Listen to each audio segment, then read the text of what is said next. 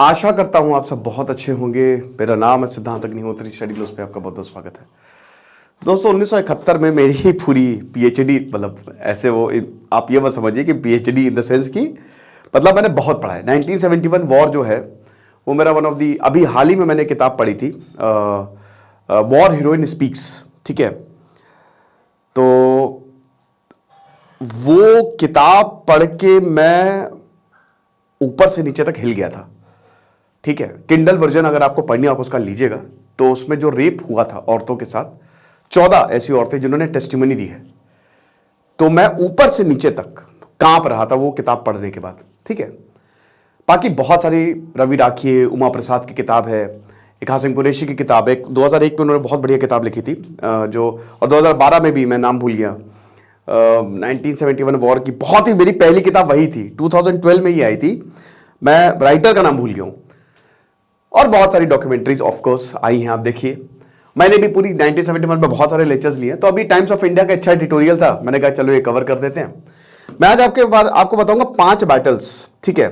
देखिए, जब से मैंने सेकंड लेफ्टिनेंट अरुण खेतरपाल के बारे में पढ़ा है, मैं अगर मुझे कभी मूवी बनाने का मौका मिला तो अब मैं आपसे वादा करता हूं कि मैं अरुण खेतरपाल, सेकंड लेफ्टिनेंट अरुण खेतरपाल के ऊपर सबसे पहली मूवी बनाऊंगा, है ना। क्योंकि मतलब वो एक, मैं बहुत रोया था उनकी स्टोरी पढ़ के, बहुत रोया था।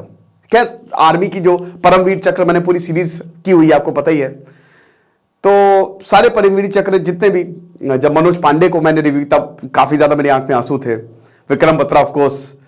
लेकिन सेकंड लेफ्टिनेंट अरुण खेतरपाल, वो यार मतलब मैं एकदम दिल से जुड़ा हूं उनसे। आई डोंट नो, स्टोरी से वो बहुत बहुत ज्यादा वीरता की कहानी है वो।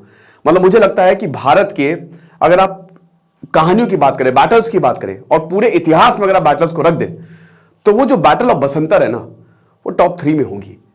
क्योंकि सेकंड लेफ्टिनेंट अरुण खेतरपाल ने पूरा बदल के रख दिया सब कुछ। मतलब उन्होंने वक्त बदल दिए, जज्बात बदल दिए। अरे यार, ऐसी वीरता शायद ही, मतलब आप हजारों सालों में ऐसी वीरता आपको देखने को मिलती है ना। तो लेफ्टिनेंट अरुण खेतरपाल की हम जरूर बात करेंगे। कमाल 5 बैटल्स जिसने 1971 में वॉर जिताया, ठीक है। बैटल ऑफ चंब भारत के लिए जनरल टिक्का खान अभी बैटल ऑफ चंब के बारे में ही मैं 4-5 दिन पहले पढ़ रहा था, तो ये पढ़ता रहता हूं, हफ्ते में 2-3 ऐसे 1971 पे आर्टिकल्स पढ़ लेता हूं। तो बैटल ऑफ चंब, जो general tikka Khan was a very ferocious leader, वो बूचर ऑफ बंगाल के नाम से जाना जाता है, और उसको हटाना पड़ा था पाकिस्तानी आर्मी को। ऑपरेशन सर्च लाइट उसने बनाया था। याया खान जो था प्रेसिडेंट उस समय का, आपको 1971 वॉर के बारे में पता ही है। चलो मैं थोड़ा सा, अच्छा मैं पीपीटी वाइज चलूंगा, तो मैं आपको एक ब्रीफ दे देता हूं। देखिए, बहुत सारे, मैंने तकरीबन 200 लेक्चर्स किए हैं इस पे, ठीक है। और मैं आपको बस छोटा सा बताता हूं आखिर हुआ क्या था कि 1947 में जब आजाद हुआ, जो बच्चे नए जुड़ रहे हैं भाई सब्सक्राइब कर दो पहली बात तो जब भारत आजाद हुआ था, तो भारत अलग, पाकिस्तान अलग। तो एक वेस्ट पाकिस्तान जो आज का पाकिस्तान, और ईस्ट पाकिस्तान जो आज का बांग्लादेश है, इन दोनों को मिला के पाकिस्तान बना था। अब देखिए, बांग्लादेश एज ए, मतलब इकोनॉमी की अगर बात करें तो बांग्लादेश बहुत तगड़ा है, पूरा टेक्सटाइल ग्रोथ वहां से, तो पाकिस्तान भी काफी ग्रो किया। बट ये हमेशा इनको सेकेंड क्लास सिटीजन्स की तरह जो है वो ट्रीट करते थे। शेख मुजीबुर रहमान बहुत ज्यादा इस पे, उन्होंने आवामी लीग बनाई और काफी लड़ाई की उन्होंने, बट स्टिल उनको, और बहुत आज दुख होता है देख के कि वो ही Bangladesh, anti India sentiments grow हो रहे हैं, और उसी बांग्लादेश को भारत ने बनाया। भारत को क्या पड़ रही थी? भारत ऐसे मुंह बंद करके चुप रहता, कुछ नहीं करता, वहां पे औरतों का रेप होता रहता। बहुत इतनी दर्दनाक कहानियां हैं दोस्तों ना, कि मैं क्या ही बताऊं आपको। तो अब यहां पे हुआ क्या कि जब इलेक्शन हुए, मार्शल लॉ हटा, अयूब खान गए।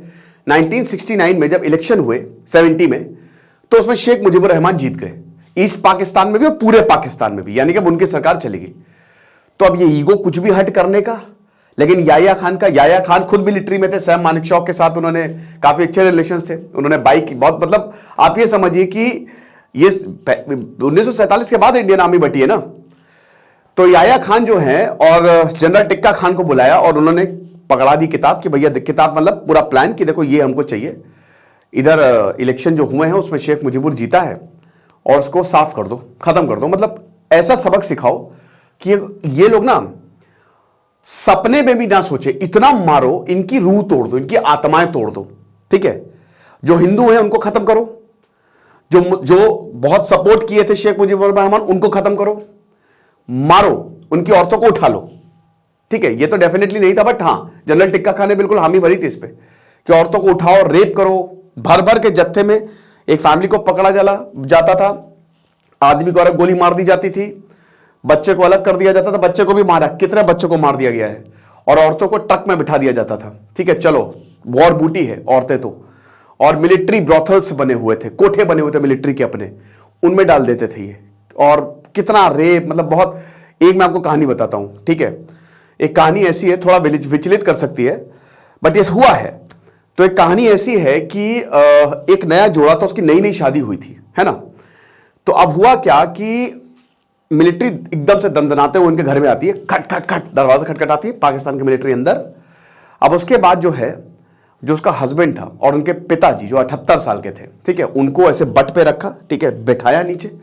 जो नई नई शादी हुई थी, औरत को घसीट के लेके कमरे के अंदर औरत के साथ रेप किया। बस आवाजें, चीखें सुनाई दे रही थी, ठीक है, चीखे। तो बारी बारी से औरतों के साथ, सोचिए हस्बैंड के सामने, हस्बैंड इधर बैठा हुआ, उधर रेप चल रहा है, ऐसा हिसाब किताब। फिर पांचों जो सिपाही है वो इधर गए।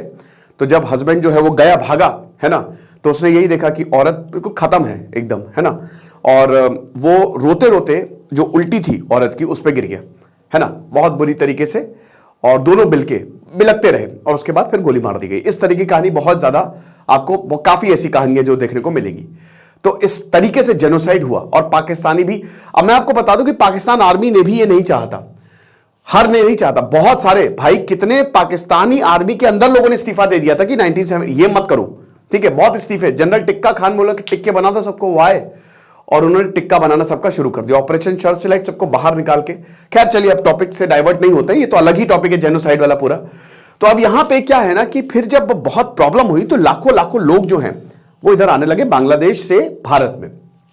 तो इंदिरा गांधी ने देखा 1970s मार्च आते आते कि भाई ये क्या हो रहा है, क्योंकि सर्च लाइट लगभग यही जनवरी में 3 महीने में पूरी नस्लों को, वो बोलते ही था याया खान और जनरल टिक्का खान की, इनकी नस्लों को मिटा दूंगा मैं, है ना, उसमें हिंदू भी शामिल थे कि नस्लों को खत्म कर दूंगा। तो यही था। तो अब हुआ क्या कि जब भर भर के रेफ्यूजीज इंडिया आने लगे, तब इंदिरा गांधी ने बोला कि ये क्या हो रहा है, लाखों लाखों लोग यहां पे आ रहे हैं। तो इंदिरा गांधी ने फिर सैम मानेकशॉ को बुलाया कि आप आइए, क्या प्रॉब्लम है। तो सैम मानेकशॉ ने बोला कि देखिए ये प्रॉब्लम है। तो इंदिरा गांधी ने बोला कि वॉर में जाइए आप, जाके हम कुछ नहीं, आप इनको मारिए। तो सैम मानेकशॉ ने बोला कि देखिए हम जाएंगे, बट मैं नहीं बता सकता कि हम जीतेंगे कि नहीं जीतेंगे, और मेरा इस्तीफा तैयार है ना, लेकिन मैं आपको वादा करता हूं कि अगर आप थोड़ा सा हमको टाइम दें, क्योंकि अभी मॉनसून आने वाला है, मॉनसून में बांग्लादेश क्रॉस करना, पार करना मुश्किल होगा, हमको थोड़ा सा वक्त दीजिए।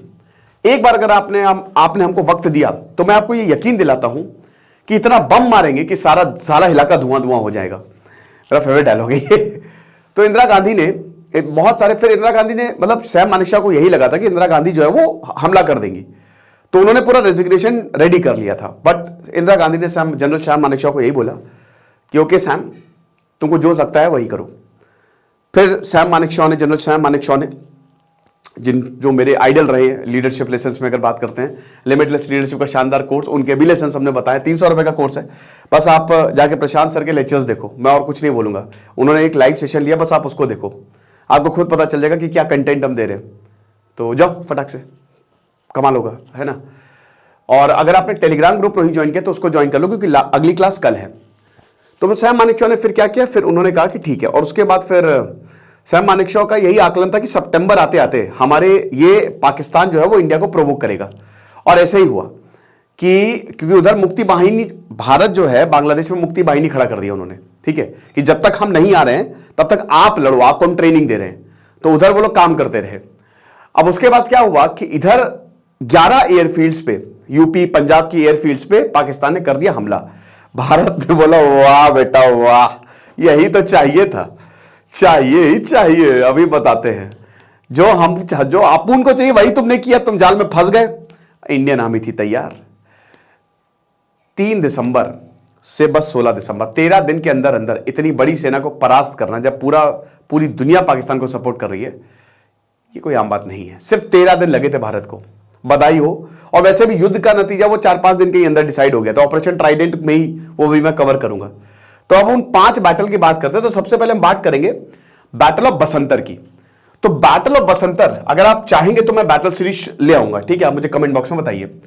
तो बैटल ऑफ बसंतर बेसिकली 15 दिसंबर को हुई थी, है ना। और बसंतर एक नदी है, अगर हम बात करते हैं तो बड़ी इंपॉर्टेंट नदी है, ठीक है।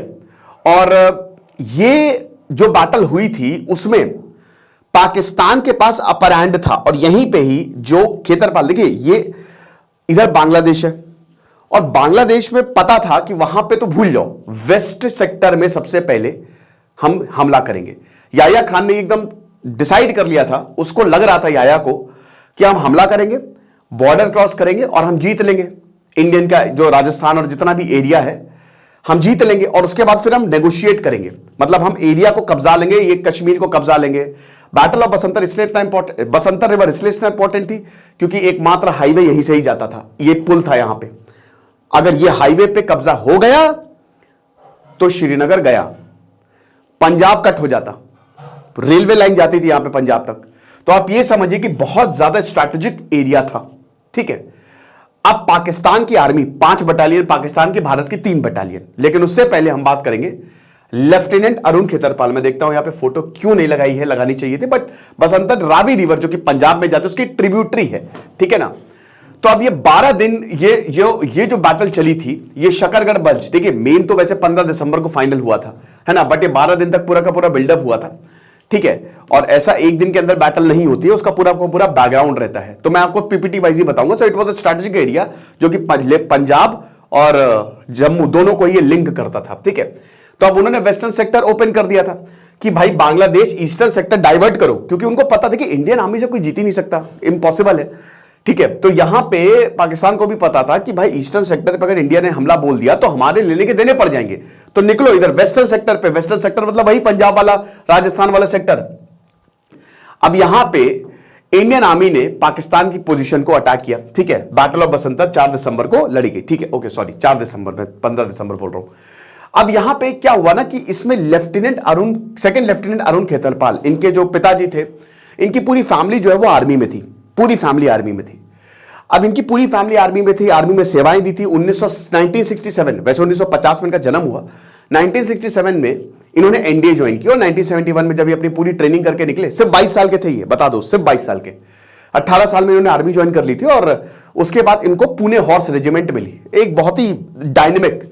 अब जब इनको पता चला कि भाई युद्ध छिड़ गया है, अरुण खेतरपाल बोले कि ऐसी की तैसी मैं जा रहा हूं।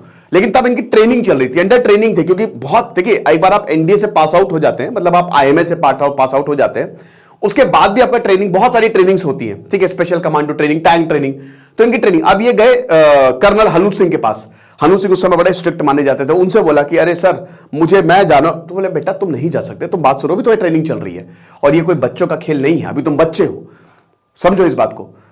तो उन्होंने कहा नहीं सर मुझे जाना है, आपको, मेरी भारत मां पे हमला हुआ है, मैं यहां पे बैठूंगा नहीं, ठीक है। आपको क्या लगता है वहां पे जो पाकिस्तानी हैं उन्होंने कब्जा करके रखा हुआ है, वो आगे बढ़ रहे हैं, तो मैंने चूड़ियां नहीं पहनी, ये सब मैं अपने पास से बता रहा हूं, ठीक है, ये एग्जैक्ट संवाद नहीं हुआ था, ठीक है। तो मैं कुछ नहीं करूंगा, मुझे जाना है, बट हनु सिंह ने मना कर दिया। तो फिर वो रोते रोते वापस आए दोबारा से कि मुझे जाने दीजिए। तो उन्होंने कहा कि चलो ठीक है, हम तुम्हारा टेस्ट रखते हैं, अगर तुम उस टेस्ट में पास हो गए तो तुमको हम जाने देंगे। उन्होंने कहा ठीक है, और टेस्ट में पास हो गए, भाई इंटेलिजेंट इंसान। अब बैटल का दिन आता है बसंतर, ठीक है। अब बसंतर रिवर पे पाकिस्तान की, एक तो उनके पास टैंक्स काफी ज्यादा थे, ठीक है, और रात का समय, रात के 9 बजे तकरीबन हमला हो गया, और एकदम से संभलने का मौका नहीं मिला। तो पाकिस्तान की जो ब्रिगेड है वो लगातार आगे बढ़ रही है, तो पीछे भी काफी ज्यादा सपोर्ट था, ठीक है, तगड़े टैंक्स थे उनके पास। अब इनके पिताजी भी थे एमएल खेतरपाल, वो भी आर्मी में थे। अब यहां पे हुआ क्या कि जब इनकी सेना आगे बढ़ती जा रही थी तो बहुत तेजी से अटैक हुआ, मतलब एक सरप्राइज अटैक था। आप ये समझो कि इंडियन आर्मी के ऊपर एकदम सरप्राइज अटैक था, और यहां पे हुआ यह था कि जो हमारे सोल्जर्स थे वो मुश्किल थी। अब कैप्टन मल्होत्रा ने बोला कि हमको वापस जाना पड़ेगा क्योंकि एकदम से अटैक हुआ है। तो यहां पे बोला कि नहीं, जो देखिए इससे रिट्रीट करना इज नॉट पॉसिबल, क्योंकि अगर आप पीछे हटोगे, एक बार आर्मी अंदर आ गई तो बसंतर रिवर उनके पास आ जाएगी, तो जो जहां है वहीं रहेगा। रिट्रीट करना is simply not an option, कि इससे तो यही लगेगा ना कि हम पीछे हट रहे हैं। नहीं, अब भाई उधर से हमला हो रहा है, भारत की सेना मुश्किल में पड़ रही है, तबाह होती जा रही है। उसी समय बीच में आ जाता है सेकंड लेफ्टिनेंट अरुण खेतरपाल का टैंक। वो गोला दागते हैं, जो मेन टैंक था खत्म। दूसरा गोला दागा, जो सेकंड मेन टैंक था खत्म। कर करके उनके 6 से 7 10 टैंक मारे थे, खत्म। पाकिस्तान, और जब यह होता है तो फिर ये इंडियन आर्मी रिइंफोर्स करती है।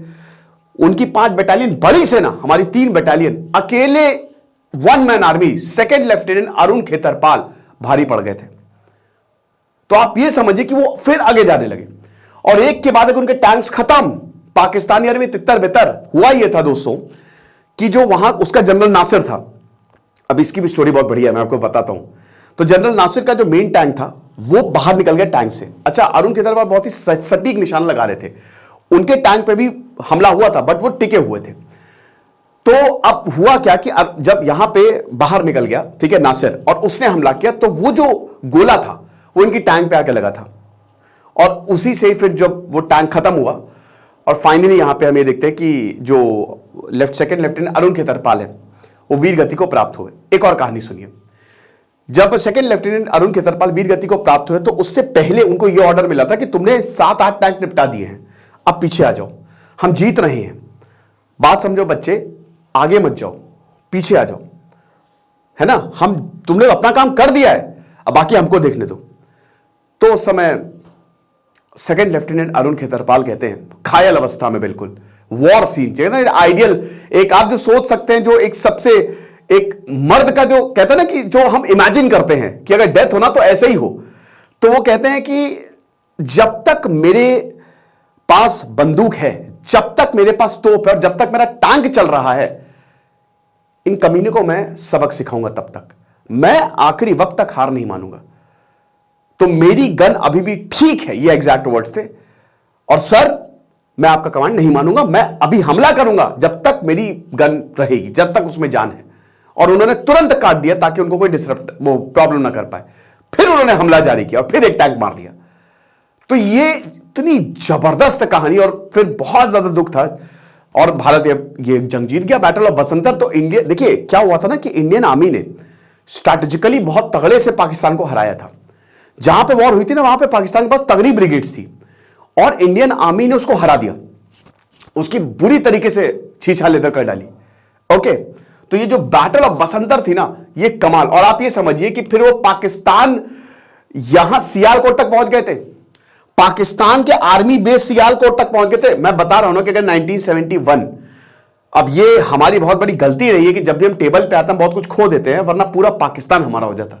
आप ये समझिए, पाकिस्तान आज एक राज्य होता 1971 के बाद, ठीक है। तो अब उसके बाद एक और बहुत बड़ा असॉल्ट, और उसके फिर वही हम बताते हैं कि भारत ने काफी लगभग 350 मील, अब ये बहुत बड़ा होता है ना, तो ये पूरी की पूरी जो टेरिटरी है वो यहां पे। अच्छा, ये बैटल ऑफ लोंगेवाला, आपने बॉर्डर मूवी देखी है?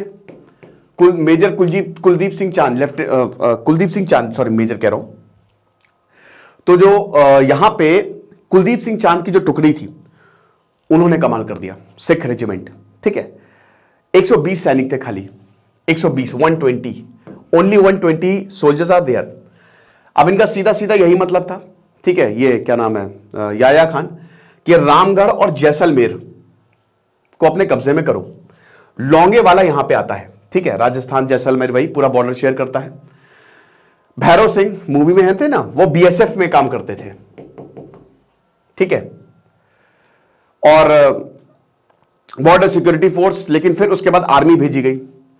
पाकिस्तान के पास बहुत सारी 4-5 बटालियंस थी, और 2000 से 3000 सैनिक थे, 2000 से 3000 सैनिक थे, हमारे पास 120। अब देखिए, अभी भारत ने ये नहीं सोचा था कि 23 रेजिमेंट पंजाब थे, तो यहां पे भारत ने ये कभी नहीं सोचा था कि इतनी जल्दी पाकिस्तान अटैक कर देगा, अभी क्योंकि हम रीइंफोर्स ही कर रहे थे, लेकिन ये हुआ।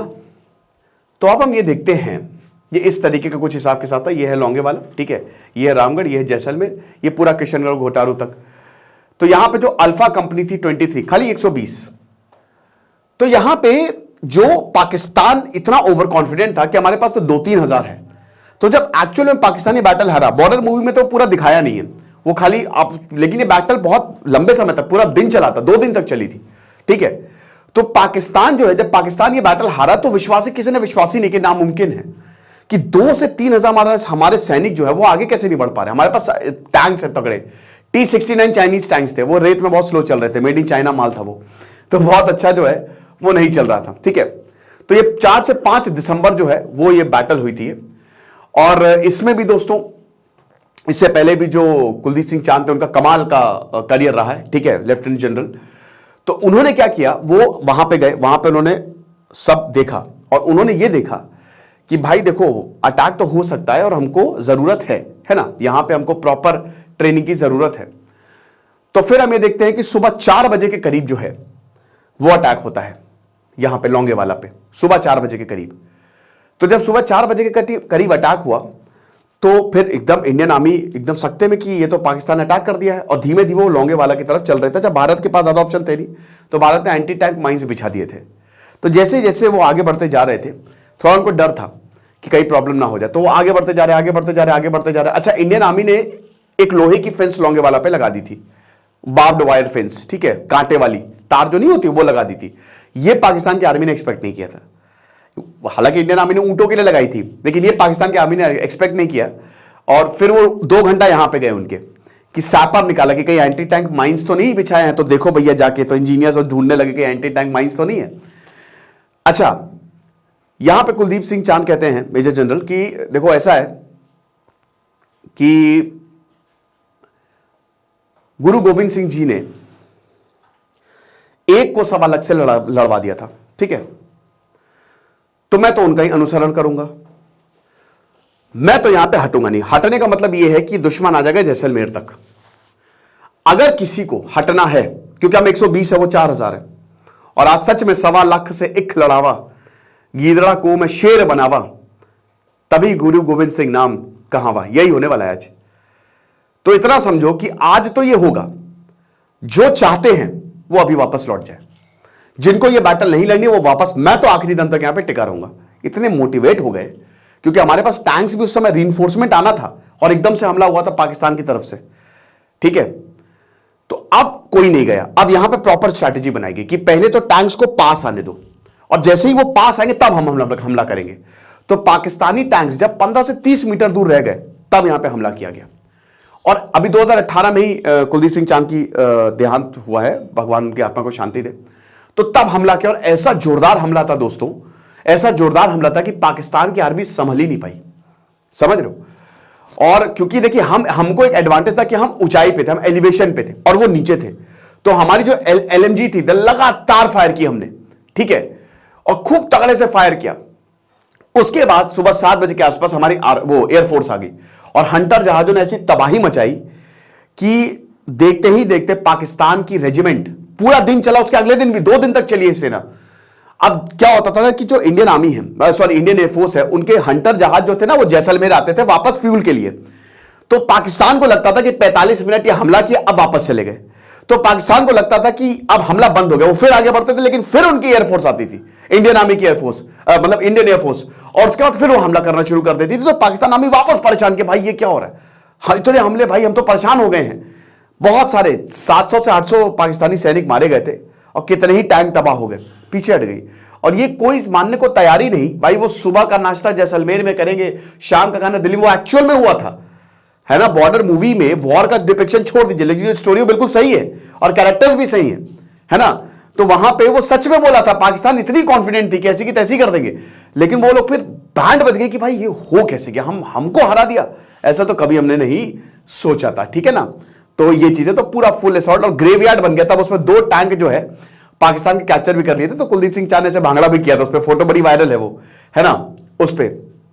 तो 37 टैंक्स, तो 37 टैंक्स डिस्ट्रॉयड और 250 व्हीकल्स वो ऐसे ही छोड़ के चले गए थे, समझ रहे हो, ऐसी की बहुत बुरी हालत, ये चीज है।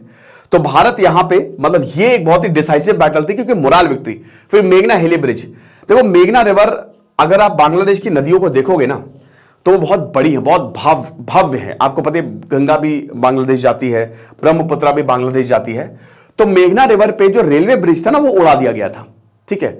तो जो वहां पे मेजर सगत सिंह थे, तो सगत सिंह ने सबको बोला, मतलब उस पर ब्रिज बनाना था भाई, अब इतनी लंबी नदी पे कैसे ब्रिज बना पाए, तो हेलीकॉप्टर से ले गए वो और टैंक को उतार दिया पानी में कि भाई इनको स्विम करा के अगले साइड पे ले जाओ, ठीक है।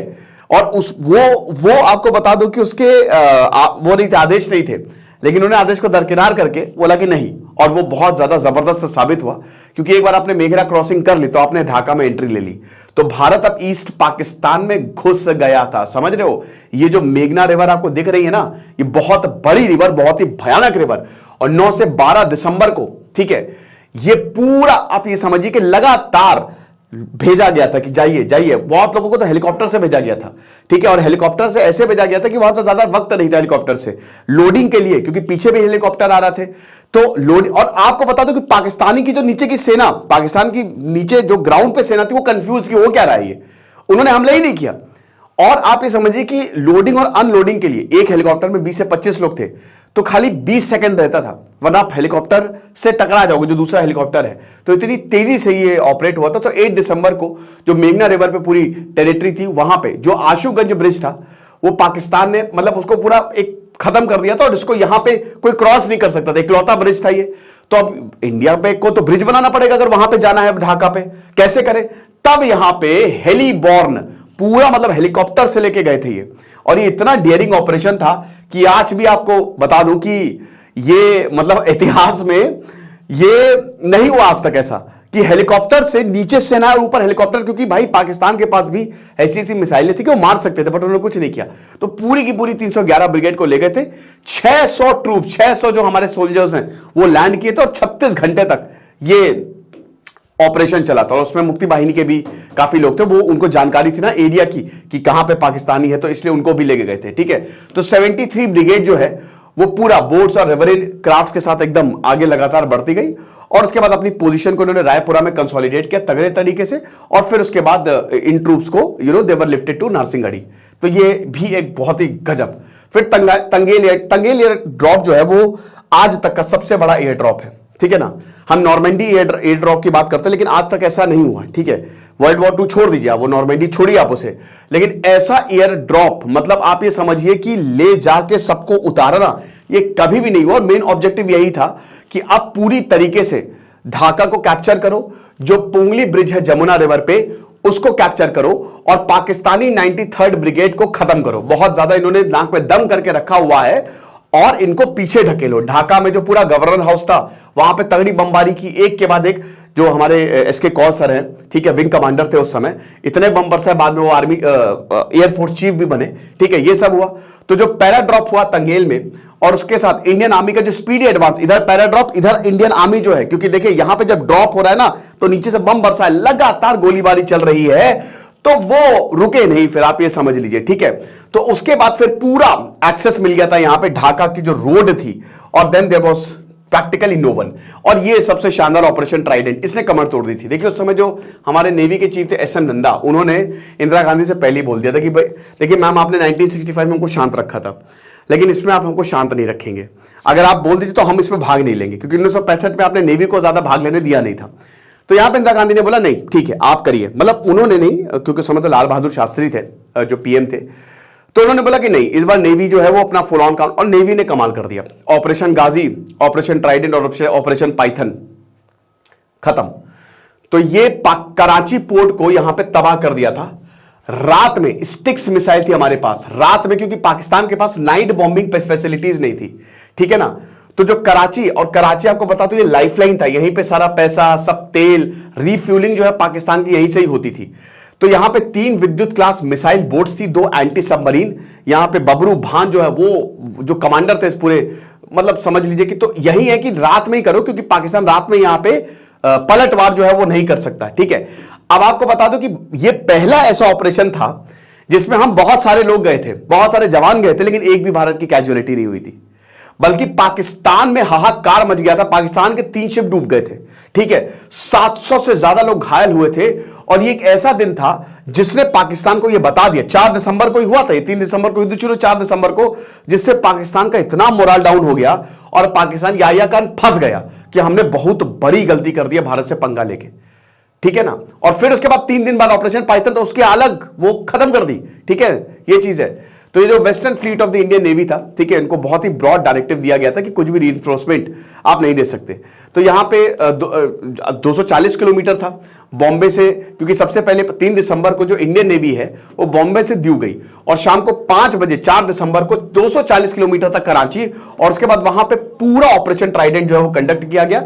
अब यहां पे पीएनएस मुहाफिज, पीएनएस खैबर मर्चेंट, सबसे पहले पीएनएस खैबर पे हमला किया था, चैलेंजर, सब डुबा दिए, भारत ने सब डुबा दिया और आग लगा दी वहां पे। एयरफील्ड पे भी वो जो इसके बाद वाला ऑपरेशन हो, तो मतलब उसके बाद तो वो final blow in the coffin था, ठीक है, कि पूरे कराची पोर्ट पे ही आग लगा दी, कट हो गई लाइंस, कराची खत्म हो गया।